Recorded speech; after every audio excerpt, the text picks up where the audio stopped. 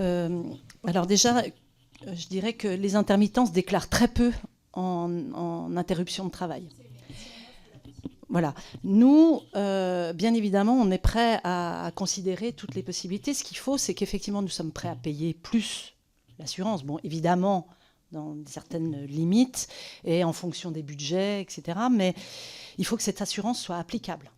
Cette clause soit applicable. Si on se rend compte très rapidement, comme ça a été le cas, que cette clause ne pouvait pas être appliquée parce que voilà, on ne pouvait pas répondre aux critères entre guillemets, voilà. Après, je pense que, enfin, il faut quand même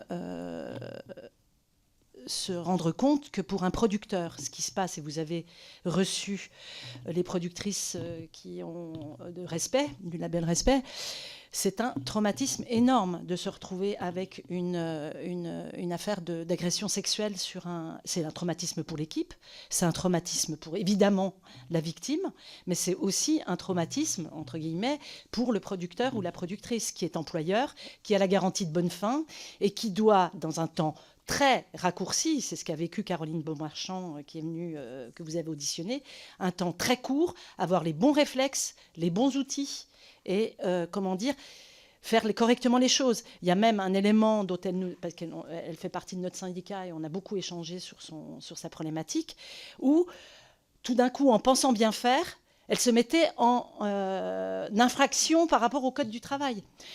Il faut comprendre que la plupart des sociétés de production sont des sociétés de production de moins de 11 salariés largement et quasi artisanales, avec pas de service RH, pas de service juridique, pas de service, et où finalement, on peut le regretter, et c'est pour ça qu'on essaye de mettre en place tout ce système de soutien autour via le CCHSCT et via audience, etc., pour orienter les producteurs, et c'est le rôle aussi de nos syndicats. Mais c'est vrai que, voilà, je perds un peu le fil, mais on a tous intérêt à ce que, à partir du moment où il y a une libération de la parole et que les choses ne sont plus tues, il faut que ces choses s'arrêtent. Enfin, ces agressions s'arrêtent. On a une obligation, évidemment, de moyens, pas de résultats, parce qu'on peut mettre tout en place pour que finalement il y ait des sanctions, etc. Il y aura toujours des gens pour enfreindre la loi ou le code du travail, etc. Alors ça a été aussi abordé, alors je sais plus trop avec qui parce que ma mémoire est imparfaite là-dessus, mais il a été question d'une hotline au CNC sur le soutien juridique justement aux producteurs ou aux équipes présentes pour savoir comment réagir en cas de situation, et qu'en fait il nous a été dit qu'il y avait une forme d'inquiétude aussi de ne pas avoir les bons réflexes. C'est ce que vous disiez, de ne pas suffisamment connaître la loi, les procédures, le code du travail, etc. pour le faire. Donc ça, nous avons retenu ça. Est-ce que vous pensez aussi qu'il puisse y avoir des sanctions financières auprès du CNC pour des producteurs qui ne respecteraient pas ou dont on apprendrait a posteriori qu'il ou elle a masqué, a étouffé, a minimisé des affaires? Et du coup, quel type de sanctions financières vous pensez qu'il serait judicieux d'appliquer? Ben, c'est déjà le cas.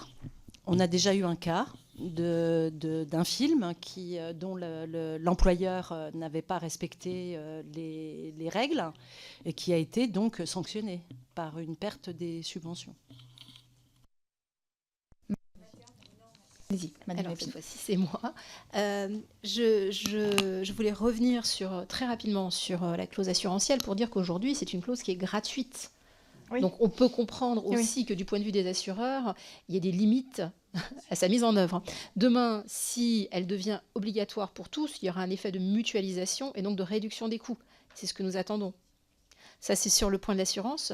Sur la hotline à laquelle, Madame la Présidente, vous faites référence, c'est effectivement un projet que nous avons entre partenaires sociaux, et notamment en référence avec le comité d'hygiène et de sécurité, les comités d'ailleurs audiovisuel et cinéma, parce que le constat est le suivant. C'est vrai que sur un plateau, savoir qualifier les faits, savoir orienter dans un temps très restreint, c'est extrêmement compliqué.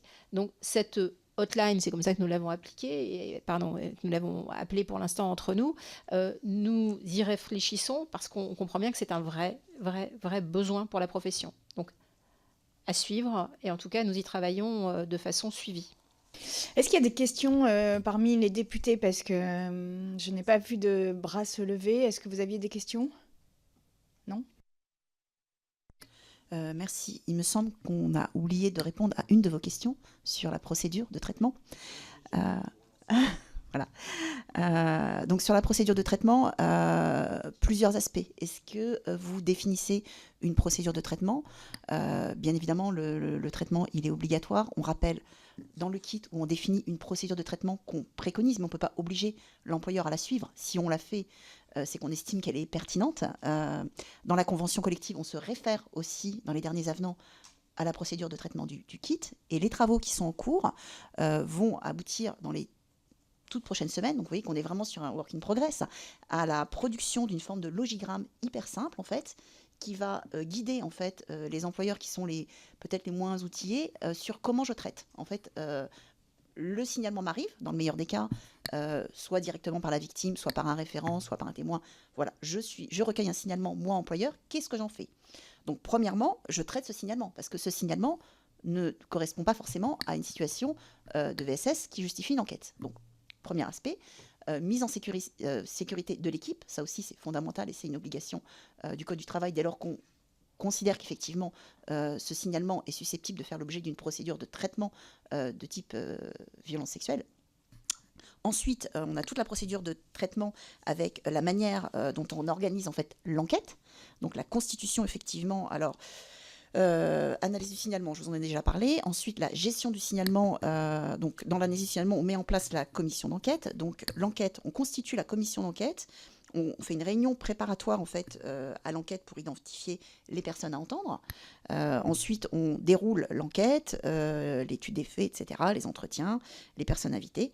Et au bout du compte, il y a effectivement les suites à donner à l'enquête. Donc, en fonction des auditions qu'on aura pu avoir, il y a une prise de décision par l'employeur, une clôture de l'enquête, une restitution à là où les personnes concernées et notification de la décision de l'employeur au référent, comme je vous l'ai dit, qui est associé à la procédure d'enquête. Vraiment pour vous dire à gros traits notre procédure. Bien évidemment, elle est plus détaillée ailleurs, mais... Merci. Il y avait Monsieur